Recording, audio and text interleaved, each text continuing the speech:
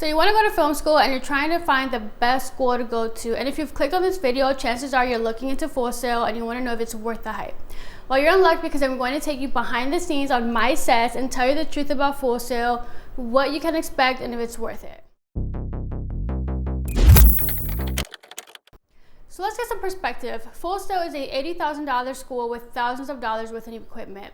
You will have professors that have worked in the industry, know all of your favorite celebrities, and have stories about really cool sets, like what it's like working at Marvel. But none of that matters if you don't take advantage of everything the school has to offer. And this is what I mean by that.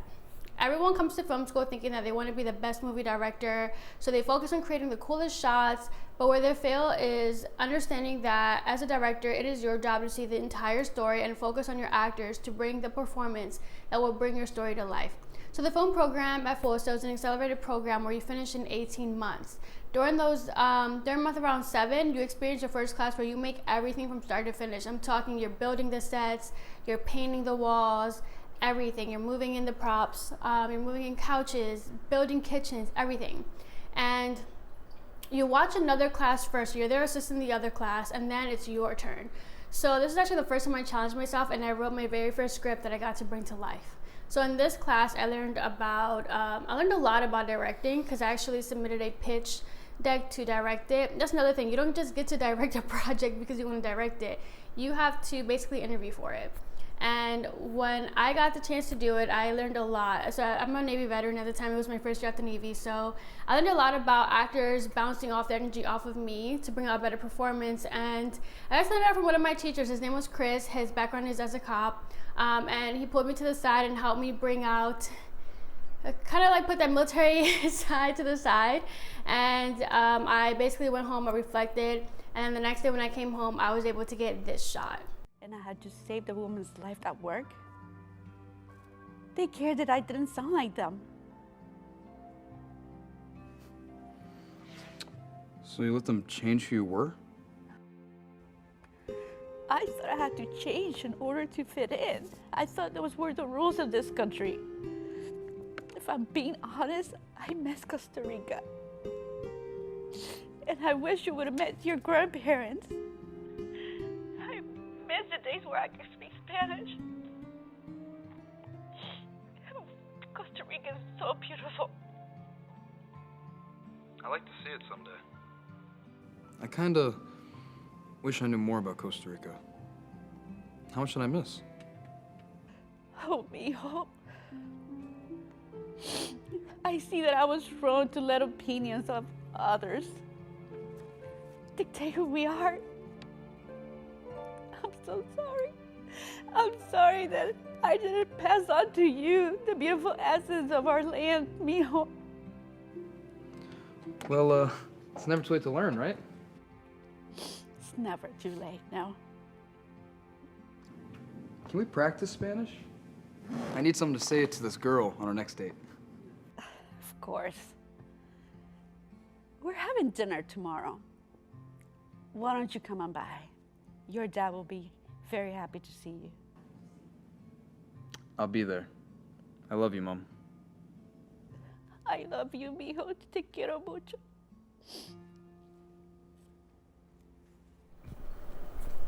If you want to see this short, I'll provide a link below so you can watch it, but I was super proud of that project. It was the best experience of the entire program. Now, the hardest class for me and for many is APN. APN is where I learned the hard way that making a movie is more about collaboration than ownership of a story. So I had written a story that was really close to me and I'm really emotional, and it was really hard to write, and I held on to so hard and let external things that I did not agree with affect me, and it showed. And there was a lot that went wrong with the short during this class, but that's the point. You are supposed to make mistakes in your classes. You're supposed to make mistakes. You're supposed to learn from them. And something that course taught me is select a team that you trust, learn how to collaborate and communicate more effectively. And that's something that I had to practice. Even now I practice. So this project and this class led me to my final project, where you basically work kind of like an independent style. And this is where I got to use a virtual soundstage. So working on this project was hard, and I learned a lot because the process is slightly different. But the students, now you may see this and you're like, oh my God, I'm gonna get to use that. No, students are not entitled to use a soundstage. So You're never going to hear this when you're doing a tour, but you are not entitled because it's a very expensive stage. So if you want to use it, you have to create a pitch deck. You have to meet with the manager of the stage. You have to work a behind the scenes tour on the weekend. You have to submit a budget, and you have to get approved on the script. And you have to do this months before your class even starts. So the teachers will visit you. They'll let you know what to expect. They'll let you know what they need. So I had submitted a script for my final project like 4 months in advance to get approved. And the same thing goes for the other sound stages. A professor must be present and they get paid to be there if they have to be there. So if you want to use the sound stages, you have to have a plan on what you want to do, like create a budget, everything. And you have to know what you want to get done. So if you build a relationship with the professors, like they'll let you come in during a day where no one's shooting, or maybe they have a class where they're not using the other sound stage, and you can practice with the cameras, you can practice with the equipment. You can do an entire short film, you can shoot a previs. They'll sit there and like read your shorts and help you rewrite them. Like, well, not rewrite them, but they'll give you feedback. Another thing about Full Sail teachers is if you want to learn, they want to teach you. You don't have to wait until you have APN or FI4 or any of the classes where you have to build a set in order to build a set, or in order to like participate in those classes. You can go, like, especially because a lot of the classes, let's say you're there from like 9 to 1 on the schedule, but your teacher lets you go at 11. You could go to the other classes that are ahead, like an editing class or anything, and they will let you sit there and learn and listen and participate, because they know that this is a very technical school and you have to you have to practice and you have to build your reps, right? So that's one thing I really loved about Full Sail. They're like, you're paying for this, like it's your money, you're paying us.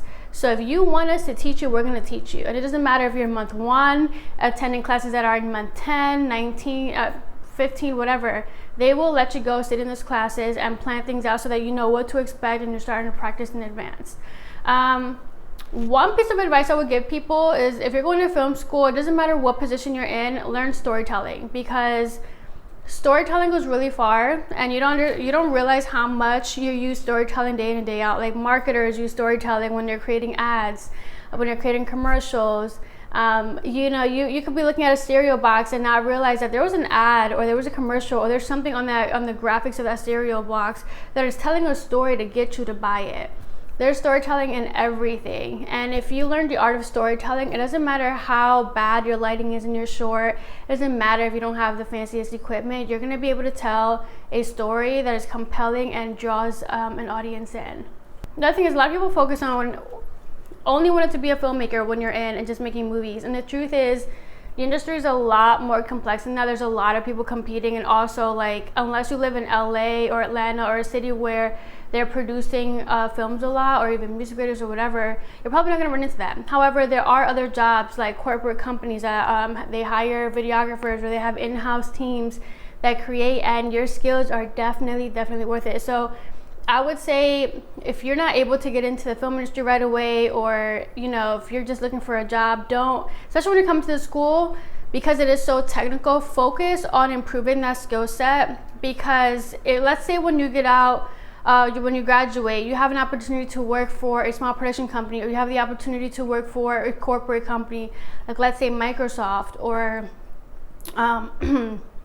or even CACI, or like CACI, if you haven't heard of it, or another company, right? There's so many corporate companies that they hire their own media teams to come in, take photos of their team, run live streams for their conferences, do training videos for their peers, for their people, to like train them and keep them up. There's so much, and they pay them well, like they do pay you well. So, and you have benefits.